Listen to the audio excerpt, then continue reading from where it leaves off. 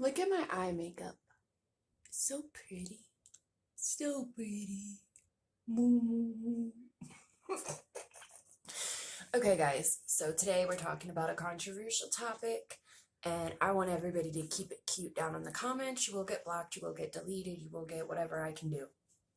I have full faith in everybody that I know on this channel that everybody is going to be super supportive and kind and caring. But if anybody else comes onto this channel starting shit, you'll get taken right off. Understand that real quick. So this is controversial between white, black, Mexican, Asian. This community is a community that all colors, creeds, races, walks of life choose to pick on. This community is this crime that we're going to talk about today sparked controversial conversations, sparked movements, sparked protest, sparked the beginnings of adding the gay community to hate crime convictions. Now it's an LGBTQ community, and the time that we are going back to, it was just known as the gay community. And this crime brought a lot of people together. And I don't mean in a town or in a state. I mean the world. The world. Brought the world together and sparked movements that go on today. It sparked a bill signed by President Obama in 2009. This is still a huge deal. And it matters to all of us because it matters what and how we treat people in general. Okay, so just a warning, general, viewer discretion advised. This does contain graphic acts of violence. So if you feel that this may affect you mentally in any way, I fully understand. Definitely turn away from the channel. There are other videos that you can watch, other channels. I fully understand. I don't want to affect anybody or, cause any type of mental distress. So, the channel is getting ready to restock. So, we are, we got our t-shirts. I wear extra large. I like big t-shirts, so. But we got them back, and they got the cute sayings on the back, so, yeah. My makeup looks bomb. I did good. Yeah, I did good. On the night of October 7th, 1998, Laramie, Wyoming, a cyclist driving down a long dirt road at night sees a scarecrow tied to a fence. On this dark country road, the cyclist gets a closer look and realizes this is no scarecrow. This is a person that has been tied up and beaten. Finding a nearby residence and calling the cops, police and paramedics arrive shortly after. The face of a man covered in blood, slumped over, unconscious, in a pool of blood at the man's feet and a college ID card in the dirt. Paramedics rush this man to the hospital where officers hope to question him. It was 21 years earlier, on December 1st, 1976, Matthew Cole Shepard was born to Judy and Dennis Shepard in Casper, Wyoming. Later, his younger brother Logan was born in 1981. As a child, Matthew was a little ray of light. He was intelligent, he was bright, but due to his small stature and lack of athleticism, he was targeted and teased at school. He was truly loved by his family, though, and they say how Matthew never really gave them any problems or caused trouble. He was always trying to be helpful and empathetic. He wanted to love everyone. Like I said, he was a little ray of light for his family. It was in 1994. Matthew's father took a job in Saudi Arabia for an oil company. He attended the American school in Switzerland. Now, this school is nowhere near Switzerland, so I was kind of lost. This is Saudi Arabia, so yeah. But they say he attended the American school in Switzerland. He really flourished here. He made friends, he took theater along with being uh oh, along with taking German and Italian courses. He graduated here in May 1995. But during his time at this American school in Switzerland, his class took him on a field trip to Morocco, where Shepard was beaten and raped. Now, this incident caused Matthew to experience severe depression, panic attacks, and his friends were worried once he graduated, this depression would drive him to drugs when he attended college, and several times Matthew was hospitalized for his clinical depression. Now, it was for college that Matthew decided to move back to the US without his family. He went to Catawba College in North Carolina and Casper College in Wyoming when finally he settled in Denver, Colorado. Now, this time at college and switching colleges is where time passes and it brings us back to the present, October 7th, 1998, Laramie, Wyoming. Who was this man beaten, bloody, tied to a fence, and left for dead? That college ID in the dirt at the man's feet named the man as Matthew Shepard. It was at the hospital investigators discovered the extent of the beatings. Matt's skull had been crushed in three places, fractures to the back of the skull and in the front of his right ear, severe brainstem damage caused his body not to be able to regulate its own body temperature, heart rate, and other vital functions. Over a dozen lacerations on the head, face, and neck, body cuts, and bruising. While on full life support, candlelight vigils were held around the world. Celebrities like Ellen DeGeneres attended and spoke about the outrage. People praying and crying in the streets. Quickly, this boy became a quote unquote gay victim, and the world held its breath, waiting to see what would happen next. It was only hours after finding Matthew's body, officers remembered how the night before they had broken up a street fight and recovered a bloody handgun. The gun had way more blood on it than the fight had caused, and arrested a man by the name of Russell Henderson. The truck Russell was driving belonged to an Aaron McKinney, and searching the truck, the officers found a credit card with the name Matthew Shepard on it and a pair of shoes. The police were now searching for Russell and Aaron, and it didn't take long to find them. Only hours after finding Matthew Shepard, his attackers were arrested. Russell was found at his trailer with his girlfriend but refusing to talk, and his girlfriend offered up an alibi for him. Aaron McKinney, the owner of the truck, was arrested at a hospital while there for treatment of a head wound, the same hospital Matt laid in a coma.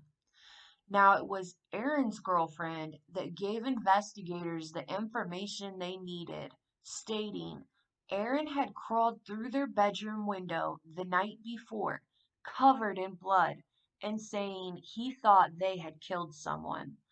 Letting Aaron know that they knew Aaron, unlike Russell, was willing to talk. He admitted beating Shepard and helped police put the pieces together. Aaron told investigators it was 2 nights earlier. These two men, Aaron and Russell, got off of work and went to the local bar. They were pretty much broke, but they had a pistol for sale, one they had gotten from a drug deal. Aaron spotted Matt at the bar, dressed nicely, short with stature, tiny, looking more like a high schooler, and he guessed right away that Matthew was gay, especially since this bar was accepting of the gay community and lots of gay men and women came to this place. Now, I know it's the proper way to say LGBTQ community, but at this time in 1998, this term wasn't dubbed yet.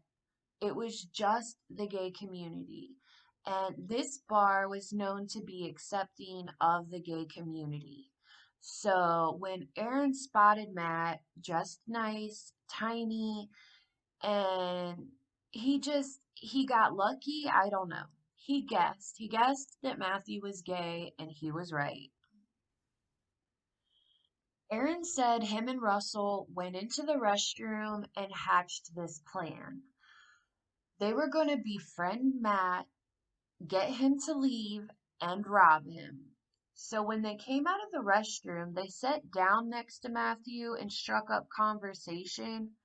And it was later on where they admitted that while they was talking to Matthew, they spoke in a higher pitched voice, female type voice, to convince Matt that they were gay. Now, Matt ended up buying the 3 drinks, but after a very short period of time, they ended up getting up and leaving. They got in the truck and they took a drive. The intention was to take Matthew home and rob him on the way. So once nearing the edge of town, Aaron pulled out the .357 Magnum handgun, aimed it at Matthew, and said, "We're not fags. You've just been jacked." Aaron hit Matthew with the gun and got the wallet. So now they have the money. Why don't they let Matthew go? The intention was just robbery, right? Well, Aaron says Matt grabbed his leg and his genitals, and this infuriated him. So he ordered Russell to turn up a dirt road. And Russell says he never saw Matt touch Aaron, but Russell pulled up to a fence far from any houses or roads, and it was Aaron that dragged Matthew from the truck. But Matthew knew this was not a good situation and he did not need to be out of that truck. He held on for dear life. He grabbed the carpet of the truck while Aaron was tugging at him, but he couldn't hold on. He ended up tearing out carpet along with him as Aaron got his body free from the truck. Aaron ended up hitting Matthew over the head and face with the butt of the gun over and over and over, repeatedly. It was almost like this was personal. Matthew begged them, saying that he had a lot of cash at home, but Aaron didn't stop. He just kept hitting him harder. Blood spatter on Russell's clothes told investigators Russell was the one that held Matt while Aaron beat him. After investigators got information from Aaron, Russell admitted it was him that tied Matthew to the barbed wire fence when Matt tried to escape. Matt's blood was found all over, a 50-yard radius of blood to be exact. The men left Matt there gushing blood, tied up near freezing temperatures, and Matt wasn't found until 18 hours after the attack took place. Now, when Russell and Aaron headed back to town from this attack, they wasn't quite done. They still needed to sell their gun, so it was a street brawl that police broke up that gave police what they needed after finding Matt. The bloody gun, the credit card of Matt's being in their truck, the men now detained, the world was furious. 6 days after Matthew was brought to the hospital, bloody and unconscious and beaten, he lost the battle for his life. Matthew Cole Shepard died October 12th, 1998, 21 years old, from murder and blunt force trauma. There were protests on both sides across the world. Gay bashers screaming gays should die. And this was a legit attack, one that shouldn't be punished. And then you had the gay community crying out for protection against the hate. And this was huge. This sparked movements to today. This is one of the reasons that we have hate crimes and legislation against people that want to hurt somebody just because of their sexual orientation. Now, it was during Aaron and Russell's trials that one of the girlfriends ended up testifying that the boys did pretend to be gay just to get Matthew in the truck. And their defense attorney used a gay panic as a reasoning for why what happened had happened. Now, this is stating that you get temporary insanity when somebody gay sexually advances upon you and you panic, you lose your mind, and whatever happens next is not your fault. The judge threw this out really quick. So, the defense attorneys ended up stating that this was just a robbery, this was not premeditated, nobody was ever intended to die.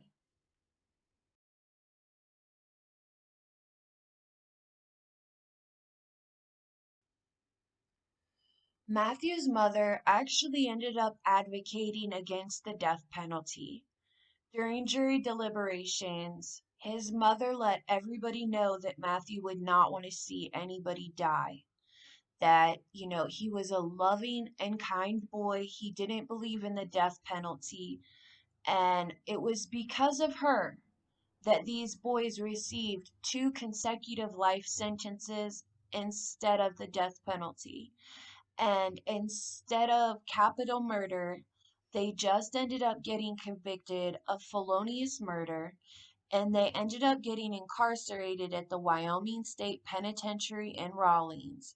Later, they were transferred to other prisons due to overcrowding, and they are currently still to this day in prison.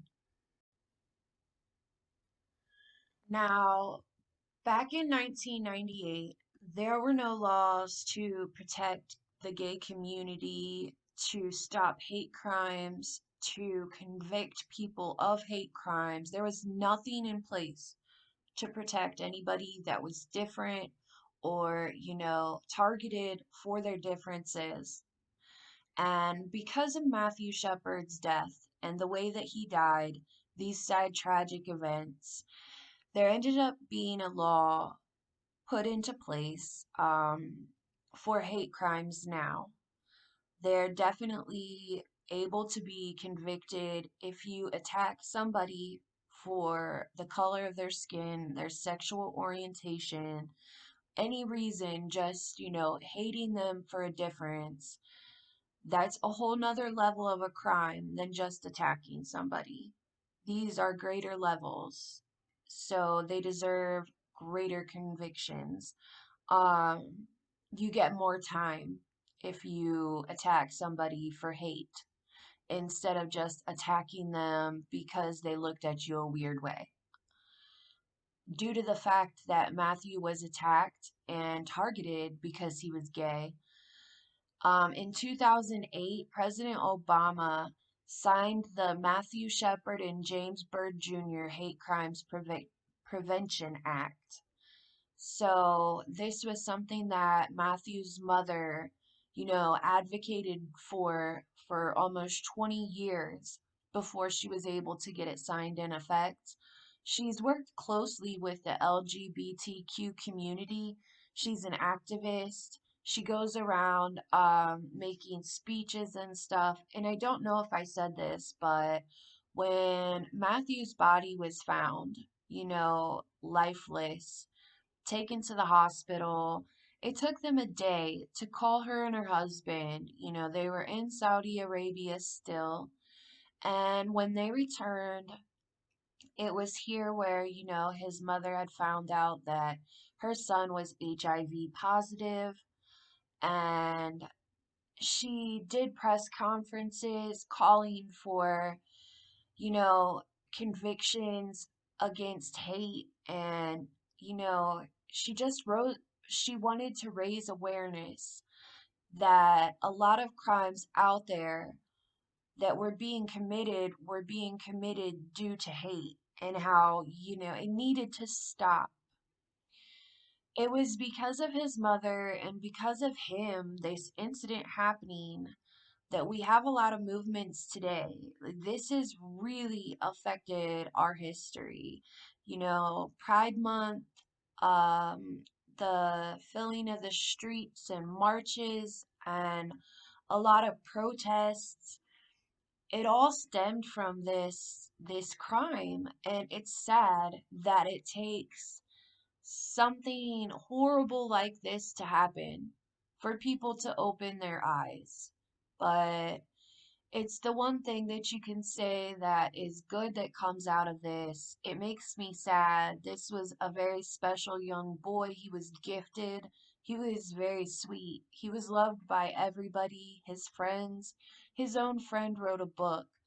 I believe it was called Matthew Shepard is My Friend, or I'm not sure, but yeah, I just wanted to ask you guys, what do you think about all of this and how it took over 20 years for legislation to sign an act against hate crimes, and, how we prosecute them differently?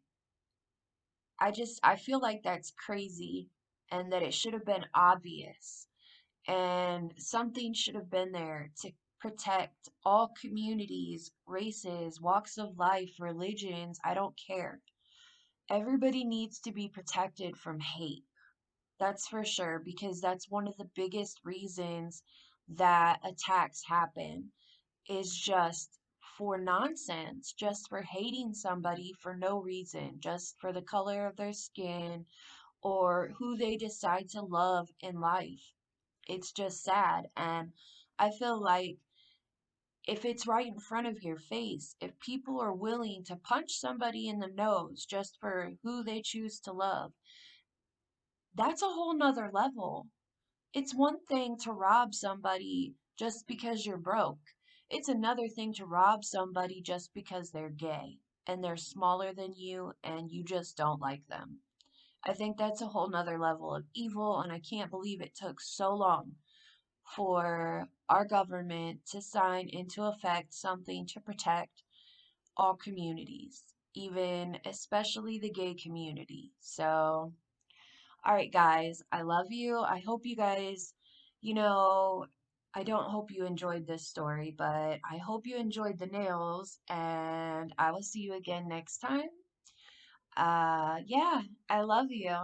No matter what color your skin or who you're dating, I don't care. I love you. Bye.